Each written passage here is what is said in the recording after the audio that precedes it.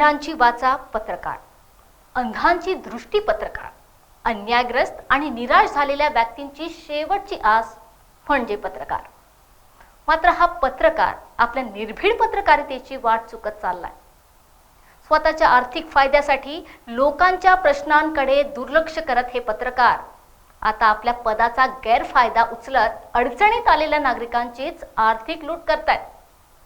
एवढेच काय तर काही बड्या पत्रकारांनी तर स्वतःला पॉवरफुल मंत्र्यांचं शेपूटच बनवून टाकलाय. म्हणजेच लॉकडाऊनच्या या भीषण संकटाच्या परिस्थितीत देखील पत्रकारितेच्या प्रामाणिक पेशाला काळीमा फासण्याचे काम रातसरास सुरू आहे. पाहूया एक खास रिपोर्ट. भूख से मर रहे थे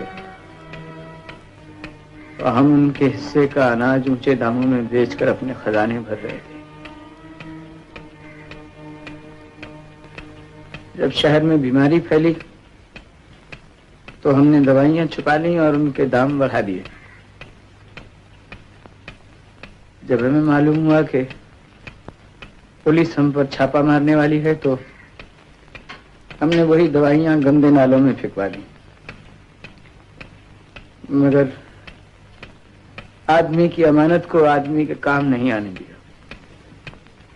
आराम से जिंदा रहना हर आदमी का अधिकार है, मगर इस तरह दूसरों को लूटना, लोगों की रोटी छीनना, गरीब और मासूम लोगों को व्यापार के नाम पर बर्बाद करना और उनको मार डालना किसी का अधिकार नहीं. राज्यात सध्या लॉकडाऊन लागलाय. कोरोनाने गरिबांपासून श्रीमंत आणि सर्व धर्मातील प्रत्येकाला जगण्याचं खरं महत्त्व पटवून दिलंय. देशातील प्रत्येक व्यक्तीचा आता फक्त कोरोनावर विचार सुरू आहे. कोरोना विषाणूच्या या दुसऱ्या लाटेत आपण किंवा आपले कुटुंबीय जिवंत राहणार की नाही याची भीती प्रत्येकाच्या मनात निर्माण झाली आहे. या भयंकर परिस्थितीत जिथे व्यक्तीच्या हातचे काम हिरावले आहे, व्यवसाय ठप्प पडलाय, तर घरचा प्रपंच कसा चालवायचा हा विचार पाठीशी असताना बाहेर मात्र कोरोनाच्या नावावर बिनधास्त वसुली केली जात आहे. लॉकडाऊन मध्ये पोलीस पकडतात तर गाडी सोडण्यासाठी पैसे, कोरोना रुग्ण ऍडमिट करण्यासाठी पैसे, नंतर त्याच्या उपचारासाठी पैसे, मग औषधी घेण्यासाठी पैसे, सीटी स्कॅन करण्यासाठी पैसे, ऑक्सिजन सिलेंडरसाठी पैसे.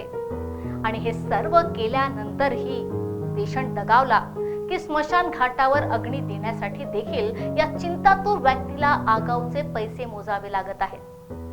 इतकेच नाही तर या सर्वांमधील दुवा म्हणजे आमचा पत्रकार, ज्यांच्या खांद्यावर या सर्वांच्या विरोधात बातमी प्रकाशित करण्याची जबाबदारी असते.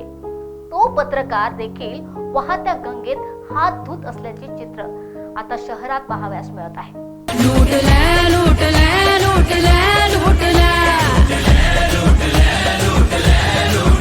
निरपराध आणि त्रस्त झालेल्या लोकांची वाचा बनून त्यांना न्याय देण्याची जबाबदारी घेणारे काही पत्रकार देखील या कोरोना काळात पैसे उकळण्यास मागे राहिले नाहीत.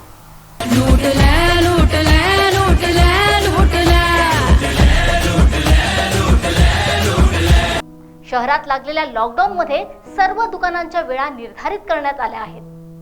मात्र काही दुकानदार आर्थिक फायदा बघत जाणून कोरोनाचे नियम तोडून आपले दुकान अतिरिक्त वेळ सुरू ठेवत आहेत. याचाच फायदा उचलत शहरातील काही संधी साधू पत्रकार त्यांना जागीच ब्लॅकमेल करून त्यांच्याकडून अतिरिक्त पैसे उकळत आहेत. हाँ सर, सॉरी सर, वो मैं एक मीडिया वाले पत्रकार से बात कर रही थी. वो बोले 1500 रुपए लगेंगे. बोली मैं सर नहीं है मेरे पास अभी. हाँ? पैसे लगेंगे बोले. वो न्यूज छापने के लिए पत्रकार भूखे कौन है, कौन पेपर वाला?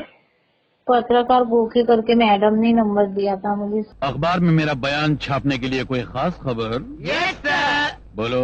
काजलपुर गांव में ऊंची जाति वालों ने हरिजनों पे हमला कर दिया. 4 हरिजन भी मारे गए. क्या मंत्री जी ने उस जगह का दौरा किया? अभी तक तो नहीं किया, मगर करने वाले हैं. हेलीकॉप्टर से जाएंगे या रेलगाड़ी से जाएंगे?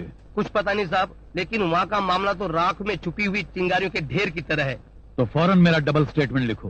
अगर ये बात हो तो वो छापना और वो हो तो ये छापना. अखबार हमारी तो है ना? Yes sir. मान लो कि मंत्री जी हेलीकॉप्टर से गए तो छापना कि एक तरफ देश की धरती पर गरीब जनता के साथ अत्याचार हो रहा है और दूसरी तरफ ये महाशय गरीब जनता के पैसों का गलत इस्तेमाल करते हुए आसमान की सैर करते हुए उनको देखने जाते हैं। अरे ये कैसा कौम का हमदर्द है, ये कैसा जनता का लीडर है। अगर मंत्री जी ने जनता का पैसा बर्बाद नहीं किया और वो ट्रेन से चले गए तो ये छापना कि एक तरफ गरीब जनता अपनी जानें बचाते हुए खेतों में भागती फिर रही है और दूसरी तरफ ये माश है जिनके लिए गरीब जनता ने अपनी गाड़ी कमाई से हेलीकॉप्टर खरीद के रखा है, उस पर बैठकर फौरन जाए वारदात पर पहुंचने के बजाय ये शख्स ट्रेन से 8 घंटा लेट पहुंचता है। अरे ये कैसा कौम का हमदर्द है, ये कैसा जनता का लीडर है।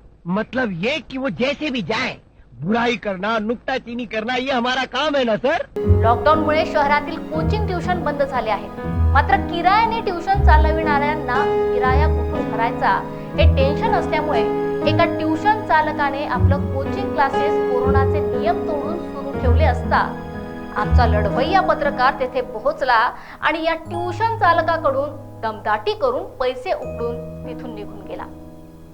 विशेष म्हणजे ब्लॅकमेलिंगच्या या खेळात संधी साधू पत्रकारासोबत एक महिला देखील सामील होती। जाएगा वो फाइन दिया है ना आपने, तो वो अभी पेड करेंगे हम लोग। अच्छा, फिर उसके बाद में हो जाता है। फिर कैसे क्या बोलते हैं जी। इन्फॉर्म करते हैं। तो मैम मुझे ये बताइए कि ये मतलब किसी एरिया में लोकल हेड ने कंप्लेंट किया था या किसी ट्यूशन से ही आया है कंप्लेंट?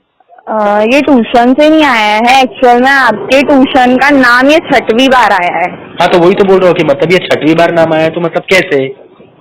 ये ऐसा होता है सर कि लोकल में अपनी पुलिस जब घूमती है तो हमें इन्फॉर्मेशन नहीं होती है कि पुलिस घूम रही है सिविल ड्रेस पे। अच्छा, ठीक है, तो वो लोग कैप्चर करते हुए घूमते हैं, देन उसके बाद में क्राइम से निकलता है लिस्ट। पहले जरीपट का क्राइम से निकलता है, उसके बाद में 3-4 जगह से मैंने कैंसिल करवाई थी आपका नाम। हाँ। फिर उसके बाद में जब जोन 4 में फाइनली मैं वहाँ ट्रांसफर हुई तो जोन 4 में आ गया, तो मैंने बोली अब तो करना ही पड़ेगा। ये जोन 4 का है, बराबर है। हाँ, अच्छा, इसी वजह से हाँ मुझे करना पड़ा वो आपका प्रोसेस। अच्छा, वैसे अभी टेंशन मत लीजिए, होएगा नहीं, क्योंकि 6th टाइम आ गया ना, इस वजह से मुझे करना पड़ा, वरना तो 5 बार मैंने ही कैंसिल करवाया है। तो मैम अभी मुझे क्लास ऐसे बंद ही करनी है? हाँ, 7 तक तो आपको बंद करना ही पड़ेगा क्लास पर। देन उसके और बाद अगर उसके बाद में फिर आपको इन्फॉर्म करूंगी ना वैसे कैसा क्या है और क्या बोलते हैं सर, वो आपको मैं इन्फॉर्म करूंगी, उसके बाद आप कंटिन्यू कर लेना। तो सर मैम मतलब ये सर आपके न्यूज चैनल के हैं या जरीपट का पुलिस स्टेशन वाले? नहीं, ये हमारी न्यूज चैनल के, और मैं क्राइम ब्रांच से हूँ ना, मेरा न्यूज चैनल लोकल नहीं है। अच्छा, हाँ, मैं लोकल में वर्क नहीं करती, पहले मैं लोकल में थी जी। उसके बाद में मैं पुलिस स्टूडेंट में आई, अब उसके बाद में मैं क्राइम ब्रांच में आ गई डायरेक्ट। अच्छा, हाँ ठीक है ना मैम। ठीक तो है वही ना। मतलब ये जो है मतलब पेट्रोलिंग जो करते हैं सिविल ड्रेस में उनका ही है ना? हाँ, वही लोग इन्फॉर्म करते, क्योंकि अभी हमें अथॉरिटी नहीं दी गई है ना, 7 तक का टोटली क्लासेस को क्लोज रखना है, और उसके बाद में भी अगर हम ले रहे हैं तो हमारे पास में प्रूफ होना जरूरी है। बराबर। हाँ, और ऊपर से आपका खुद का भी टेस्ट हुआ हुआ नहीं है मेरा। हाँ। सही। अगर आ जाते तो चलो स्टूडेंट का हम हैंडल कर लेंगे, पर सर का क्या बताऊंगी मैं वहाँ। वो तो है, जैसे वो। हाँ, ठीक है। तो इसी वजह से आपने जो फाइन दिए हो वो हम लोग अभी पेड कर देंगे उसे। उसके बाद में हमको क्लिप दिखानी पड़ती है कि भाई ये जगह का था, यहाँ से इतना फाइन आया है, फिर उन्हें इन्फॉर्म करना होता है कि कैसे क्या करना है, आगे की प्रोसेस क्या करनी है, इस हिसाब से बताते हैं। तो मतलब वो आगे कंटिन्यू चलेगा ही क्या? और नहीं, अभी कंटिन्यू नहीं चलेगा, वो जैसा भी रहेगा मैं आपको इन्फॉर्म करूंगी कि आपके ट्यूशन के लिए अगर फिर से आती है रिपोर्ट तो फिर मैं आपको इन्फॉर्म करती हूँ।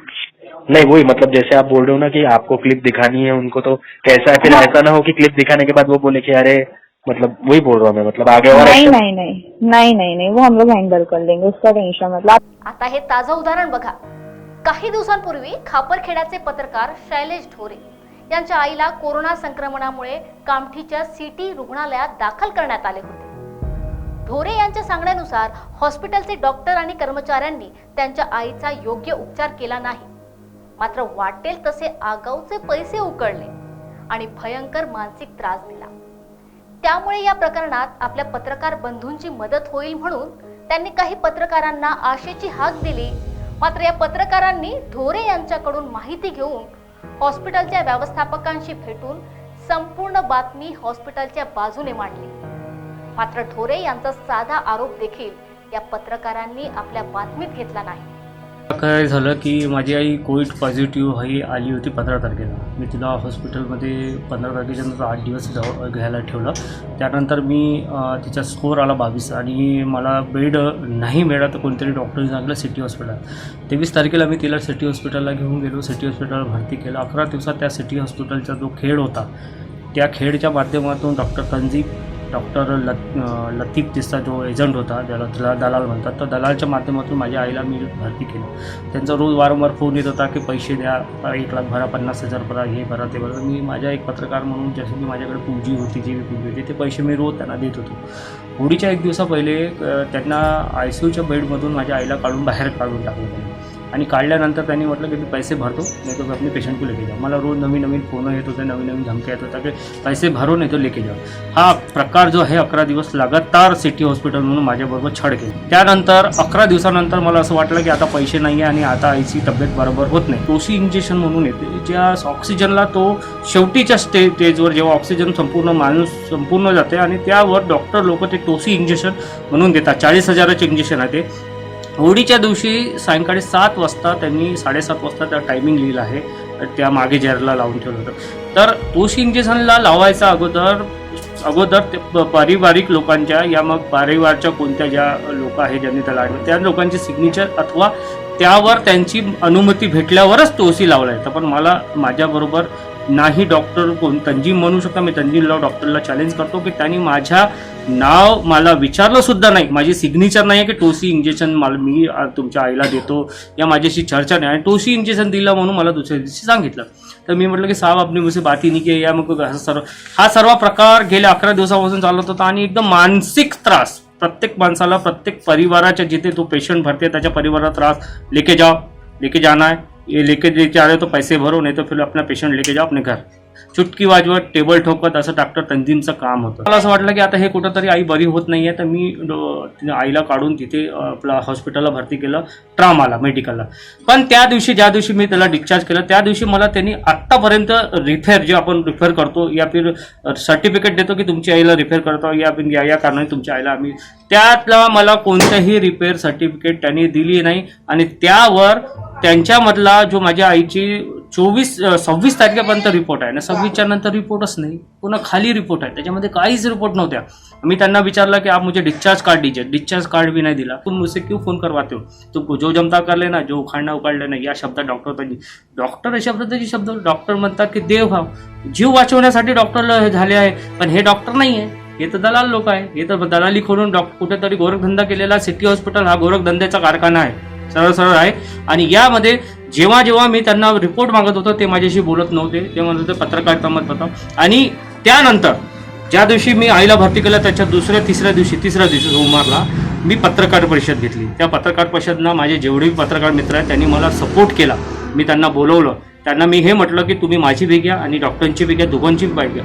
पण त्यावर 4 पत्रकार नागपूरचे जे पत्रकारिता काळीमा भासणारे लोक, ज्या पत्रकाराच्या नावावर गोरखधंदा करणारे लोक, त्यांनी मला विचारलं, माझ्याकडून पुन्हा ऐकलं आणि दुसऱ्या दिवशी जाऊन डॉक्टर तंजीमची न्यूज घेतली आणि त्यांनी वनतर्फा न्यूज लावली. त्यावर मी त्यांना विचारण्यास केलं की तुम्ही माझी रिपोर्ट माझी बाईट का नाही गेली, तुम्ही ना माझ्यावाल्या तक्रारीवर आपण तंजीमकडे गेलं, तंजीमला विचारलं की तंजीम साहेब ऐसा तक्रार, तुम्ही माझी तक्रार करताची बाईट का नाही घेतली. अगोदर तक्रार करताची बाईट घेणं हे खूप गरजेचं आहे. त्यानंतर तुम्ही त्यांची विचारानं ज्यावर मी ते ज्याच्यावर आरोप लावणाऱ्या वाल्यांची अगोदर बाईट आणि ज्यावर आरोप आहे त्यांची बाईट. पण हे कशी पत्रकारिता, हे पत्रकारिता. मला सर्वच लोकांनी सपोर्ट केला, नागपूरचे बरेच पत्रकारांनी मला सपोर्ट केला. माझ्या एक पत्रकाराचा सपोर्ट अगर पत्रकार लोक उभे राहिलं तर आम्ही कोणाकडे बघणार. ह्या जे 4 पत्रकार आहेत त्यावर मी प्रदीप मेहता साहेब जे आपले पत्रकार संघाचे चे अध्यक्ष आहेत पत्रकार भवनाचे, त्यावर मी त्यांना कंप्लेंट दिली. 4ही लोकांचे नाव केले आणि माझी आपल्या चॅनलच्या माध्यमातून विनंती आहे की या अशा पत्रकारांना कारवाई केली पाहिजे. मला सरळ आरोप आहे त्या पत्रकाराने टाकलेल्या बातमीला कुठेतरी सेटिंग केलेली बातमी आहे आणि कुठेतरी काहीतरी एक माझ्या स्पष्ट एक आरोप आहे की त्यांनी कुठेतरी पैसे घेऊन हे बातमी केलेली आहे. कारण तुम्ही त्या बातमीला बघितल्या तर कुठेतरी ते एक पेड न्यूज सारखी ती बातमी दिसते. आणि कारण पत्रकारितामध्ये आम्ही बी बऱ्याच वर्ष काम केलं, एक पेड न्यूज दिसते. पण तुम्ही थोड्याशा पैशासाठी आपली पत्रकारिता कुठेही नालायकपण आणि पत्रकारिताला खालच्या दर्जावर आणलेला आहे. पत्रकार हा चौथा स्तंभ होतो, पण तुम्ही चौथा स्तंभाचं काम कुठं करता? तुम्ही माझी बाईट का नाही घेतली? मी त्यांना पुचारणं पुसलं. त्यांनी म्हणे हम तुम मिले नाही. मी म्हटलं मी कुठे पाकिस्तानला राहत नाही, मी खापडख्यात राहतो, माझं घर आहे, तुम्ही या माझ्याशी बाईट घ्या. त्यांनी म्हणे ले लेंगे कर लेंगे. तर हे सरळ सरळ त्यांनी तंजीम डॉक्टरकडून त्यांनी आर्थिक व्यवहार केला आणि त्यांची बातमी फेवरवर टाकली. म्हणजे कुठेतरी असं वाटते की तो स्वतःचे पाप झाकण्याकरिता कुठेतरी काहीतरी पळवाट काढतो. आणि काही मीडियाच्या काही लोक आता त्यांना आम्ही आमच्या भाषेमध्ये आता आम्ही तर म्हणायला नको की ते गद्दार आहेत किंवा ते प्रामाणिक नाही पत्रकारितेशिवाय, पण अशा लोकांनी कमीत कमी स्वतःची एक जाणीव ठेवली पाहिजे. आपण निष्पक्ष पत्रकारिताचे आपण एक लोकशाहीचे चौथा स्तंभ आहोत आणि अशा परिस्थितीमध्ये आपल्याकडनं पत्रकारितेचं कुठेतरी एक प्रामाणिक पालन झालं पाहिजे. आणि आपल्याच पत्रकार बंधूंसोबत जर समजा अशा पद्धतीने एखादा अन्याय होतो, आज शैले ढोरेंसोबत आहे, उद्या माझ्यासोबत आहे, परवा तुमच्यासोबत होईल, मग त्यावेळेस त्यांच्या मदतीला कोण येणार? शहरातील सामाजिक संघटनेशी जोडणारे काही नेते तर बोटावर मोजण्या इतक्या या संधी साधू पत्रकारांसाठी शहरातील संपूर्ण पत्रकारांवर ब्लॅकमेलर असल्याचा ठपका लावत आहे. आणि त्यात काहीही अतिरेकही नाही, कारण एका करप्ट पोलीस कर्मचाऱ्यासाठी जेव्हा आपण अख्ख्या पोलीस विभागावर प्रश्नचिन्ह उपस्थित करतो, तर या बोगस पत्रकारांसाठी सर्व पत्रकारांवर आरोप होणे साहजिकच आहे. 500,000 रुपए देने पड़ रहे हैं. 500,000 रुपए. ये सोचो कि गरीब आदमी, वो हॉस्पिटल में टूटा हुआ आदमी, अपने बाप को जलाने के लिए भी 500 रुपए देना पड़ रहा है. सिर्फ शक्ल आपको फेस देखना है तो उसके 1000 रुपए ले रहे हैं. आप देखिए, आप अपने ऑपरेशन घाटों पे जा जाके देखिए कि ये चीजें आपको मिलेगी. पर आपकी मीडिया हो गया कि वो कुछ लोग उसको पब्लिक के सामने नहीं ला रहे. वैसे कुछ नहीं है, बहुत सारी चीजें है. क्योंकि जो पब्लिक के लिए जो मीडिया बनी हुई है वो खबरें पब्लिक तक की जा रही नहीं है, उसमें मीडिया भी आती है. क्या आप ये नहीं बोल सकते कि ये डॉक्टर ही है, एनएमसी है, जो अधिकारी काम कर रहे हैं. मैं आपको बहुत सारे एग्जांपल दे सकता हूँ कि मीडिया भी उसमें इन्वॉल्व है. उठा रहे हैं, मीडिया भी फायदा उठा रही है. मीडिया के कुछ झूठे कार्ड बनाकर लोगों से पैसा हिटा जा रहा है, ये भी आपको नहीं मालूम होगा. उसके विद प्रूफ मैं आपको देता हूँ. डॉक्टर तो मनमानी कर रहे हैं, एनएमसी के अधिकारी मनमानी कर रहे हैं. कोविड के नाम पे लोगों को लूटा जा रहा है. जिन लोगों के घर में पैसा नहीं है, वो इंसान उनके घर में खाने के लिए नहीं है. आज 144 की धारा महाराष्ट्र के अंदर में छोड़िए, ऑल इंडिया में लग सकती है. पर वो सारी चीजें मिसगाइड हो रही है, उसका लोग फायदा उठा रहे हैं. सबसे पहला हॉस्पिटल, पेशेंट हमें एडमिट करते हैं. पेशेंट एडमिट करने के बाद में उसका क्या ट्रीटमेंट हो रहा है, कौन सी मेडिसिन दी जा रही है, क्या किया जा रहा है, वो हम लोगों को मालूम नहीं होता है. डॉक्टर बोलता है हमारे प्राइवेट हॉस्पिटल वाले कि आप अपने पैसे भरो, हम इलाज करेंगे. वो इंजेक्शनों के लिए हाईमारी चल रही है. उसके बाद में गवर्नमेंट हॉस्पिटल में आप जाओ, गवर्नमेंट हॉस्पिटलों में भी बहुत अच्छी लूटपाट हो रही है. मेयो मेडिकल, वहां पे जो उनका घर का परिचित व्यक्ति जो रहता है, वो हॉस्पिटल के बाहर रहता है और वो अपना पेशेंट को कोविड वार्ड में एडमिट रहता है. तो वहां के नर्सेस, वहां के वार्ड बॉय, वो आपको आपके पिताजी से बात करवाने के लिए, वीडियो कॉल करवाने के लिए 500 और 1000 रुपए ले रहे हैं. ये करप्शन है. उसके बाद में हो गया या उसमें से वो कोई लाश निकलती है तो एनएमसी के अधिकारी उसको हैंडओवर जब करते हैं और घाट पे लेके आते हैं तो उसको जलाने के लिए 1000-1500 रुपए ले रहे हैं. उसके बाद में ये सारी न्यूज आपके पास में माल मत्ता तो आपके पास में आना चाहिए, पर आपके लोगों के पास में ये माल मत्ता पहुंच चुका है. इतनी सारी फ्रॉड, ये जो फ्रॉड हो रहा है, ये सारा चीजें आपने दिखाना चाहिए आपके मीडिया ने. वो क्यों नहीं दिखा रहे आप लोग? आप लोग भी बिके होंगे ना उसमें, हो आप लोग बिके होंगे. मैं कहता हूँ है मेरे पास में विद प्रूफ है. आपको लगता होगा तो मैं देता हूँ आपको, उसमें कोई परेशानी नहीं है. मैं किराना दुकान के अंदर में अभी आयुक्त साहब ने 11 बजे का समय दिया. 11 बजे के बाद में दुकानें चालू नहीं रहती है. उसके बाद में कोई गरीब व्यक्ति के घर में जो बस्तियों में दुकानें होती है, वो लोग अपने घरों से सामान निकाल के देते हैं. मैं ये कहता हूँ कि वो लोग शासन का नियम का पालन नहीं कर रहे, पर गरजू सेवाएं लोग कोई इंसान पानी मांग रहा है तो हम पानी तो पिलाएंगे ना। तो इस तरीके से अनाज हो गया, कुछ चीजें खत्म होती है। तो उसका वीडियो कुछ पत्रकार लोग भेजकर अपने व्यक्ति को गिराई बनाकर वहां भेजते हैं और उनसे दुकानदारों से 1000 2,000 और 5,000 रुपये लेके जा रहे हैं। पोलीस मित्र समन्वयक समितीचे राष्ट्रीय अध्यक्ष प्रवीण राऊत यांनी देखील पत्रकारांच्या या संधी साधूपणावर आपली तीव्र प्रतिक्रिया व्यक्त केली आहे। त्यांच्या मते शहरातील काही प्रतिष्ठित पत्रकार अन्यायाच्या विरोधात उभे न राहता अत्याचाराचे समर्थन जास्त करतात। केंद्र सरकारने आणि त्या नीतीने केंद्राने काही केलं तरी ऑक्सिजननी लहान पोरं मरायचे ते नाही दाखवले कधी मीडियानी किंवा वरिष्ठ पत्रकारांनी किंवा रेप्युटेड चॅनल्सनी। आणि एखादी खुसकी मारली एखाद्या मंत्र्यांनी तर ते दाखवतात। हेमा मालिनीचे फोटो ते गवत कापताना ते दाखवतात आणि लोक मरत आहेत ते नाही दाखवत, त्या मागचं सत्य नाही दाखवत। इथं या मागे अर्थकारण आहे। या अर्थकारणामुळे लोकशाहीचा जो चौथा स्तंभ आहे, डॉक्टर एकीकडे काही डॉक्टर ढोरासारखी मेहनत करत आहेत, आमच्यासोबत बरेच डॉक्टर आहेत, आमची मेहनत कशी चालू आहे ते आम्हालाच माहित आहे। आणि बरं नाही वाटत ना, दररोज एखादी फोन करतो, साहेब बेड आहे का, साहेब ऑक्सिजन आहे का, आणि तो फोन करता करता जेव्हा तो मरून जातो तर आम्हाला तर असं वाटते का साली आमच्या घरी मय्यत झाली का एखादी। म्हणजे तो आमचा फॉल्ट आहे, तो आमचा माणूस आहे ना। माणूस द्या माझं माणूस द्या, भीक मागता हरी दिसला, तर ते गुण काय आता ते अवगुण ठरत आहेत कधी कधी।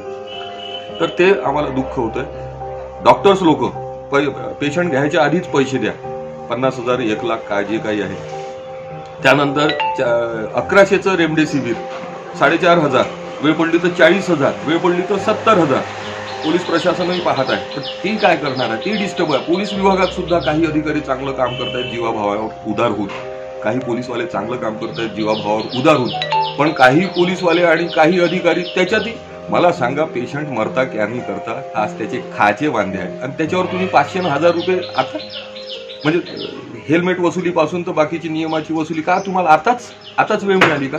सरकारी काम 6 महिने थांब, त्या दरम्यान अनेक पेशंट जर मरून गेले तर काय आमची तळमळ असते की वाचले पाहिजे, कोणी राहतो, लाल हिरवा निळा पिवळा माणूस आहे तो, बस खतम। आणि त्याला वाचवण्याचं कर्तव्य करणं हे आमचं मानवी कर्तव्य आहे। आम्ही काही कोणावर काही उपकार नाही करत आहे, पण ही जाणीव ठेवून जेव्हा आम्ही कार्य करतो तर आम्हाला असं लक्षात येते का लोकशाहीचा जो चौथा स्तंभ आहे, ज्याला आपण पत्रकार वगैरे म्हणतो, मीडिया वगैरे म्हणतो, तर मोठे मोठे जे आहेत ते ऍडजस्ट झालेले आहे, ते कुजलेले आहे, ते खंगलेले आहे, त्यांना अर्थनीतीची बिमारी उधळी लागलेली आहे आणि ते राष्ट्राला नष्ट करत आहे, नागरिकत्व नष्ट करत आहे, संविधान तत्व नष्ट करत आहे, धर्मतत्व नष्ट करत आहे।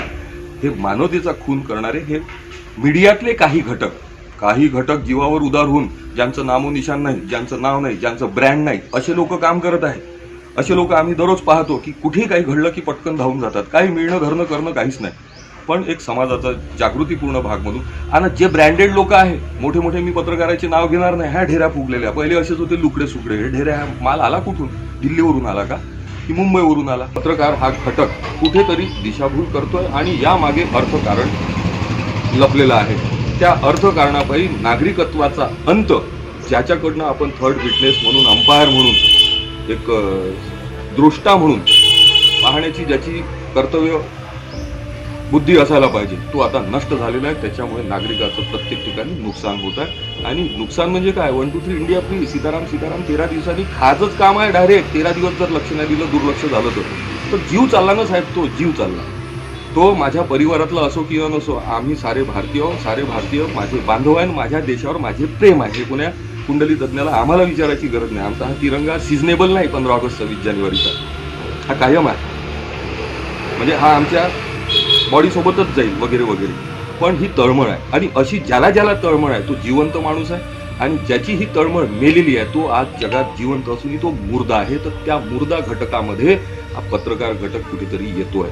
गर्जना संघटनेच्या अध्यक्षा अर्चना भोयर यांच्या मते कोरोनाच्या या काळात त्यांनी कितीतरी पत्रकारांना मदतीसाठी हाक दिली। त्यांची संघटना अत्याचार झालेल्या स्त्रीला न्याय मिळवून देण्याचे काम करते।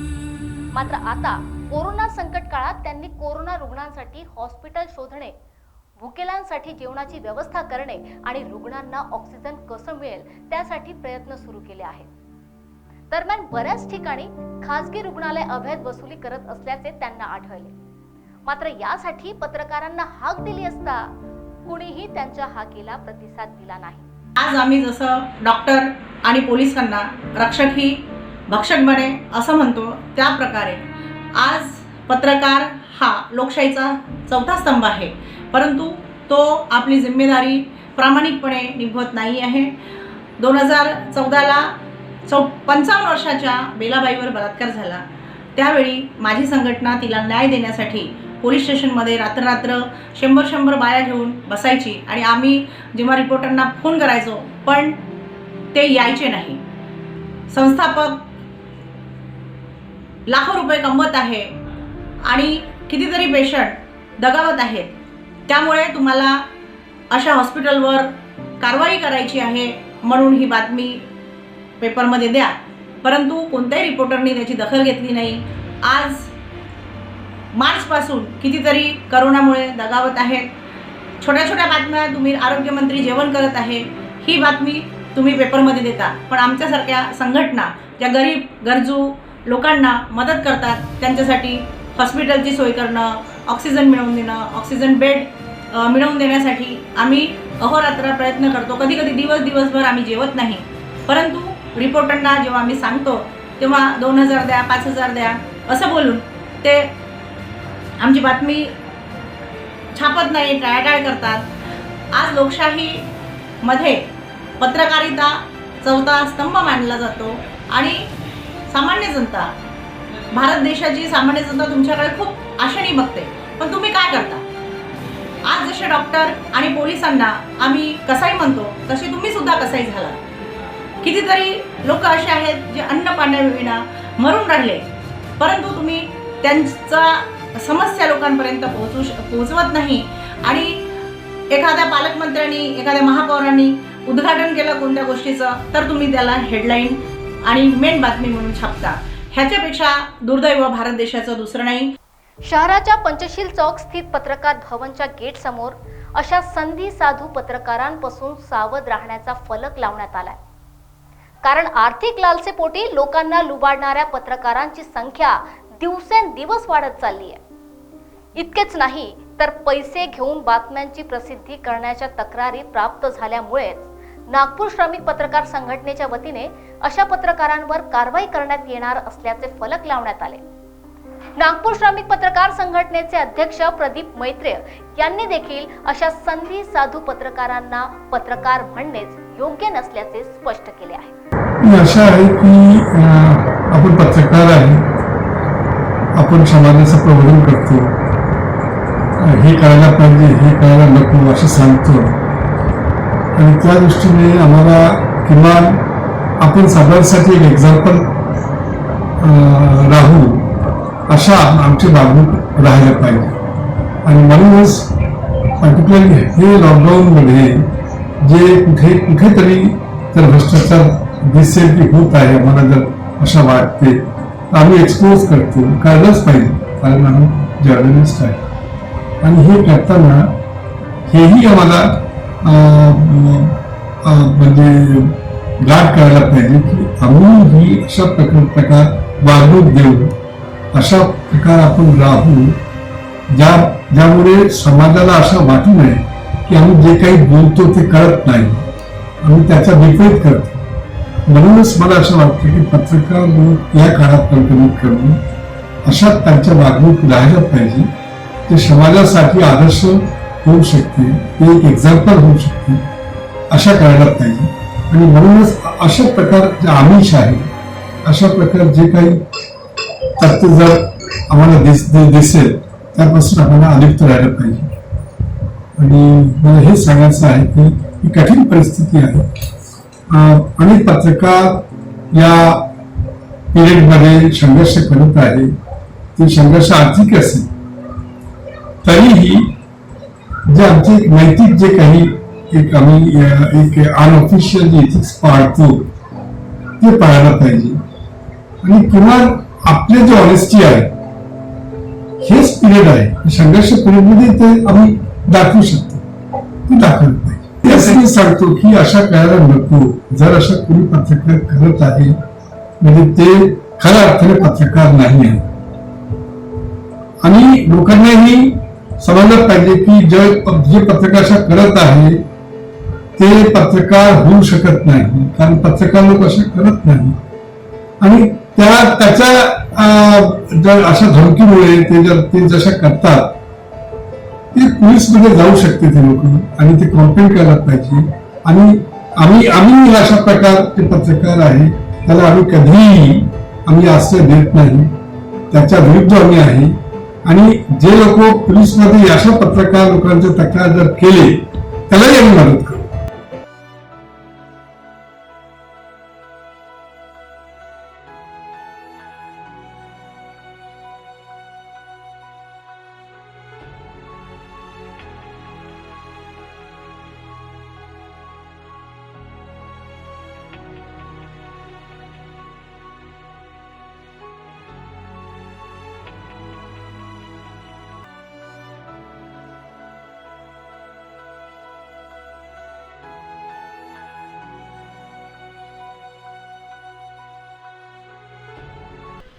मित्रांनो, कोरोनाचं संकट भीषण आहे आणि प्रत्येकालाच जगण्यासाठी पैशांची गरज आहे.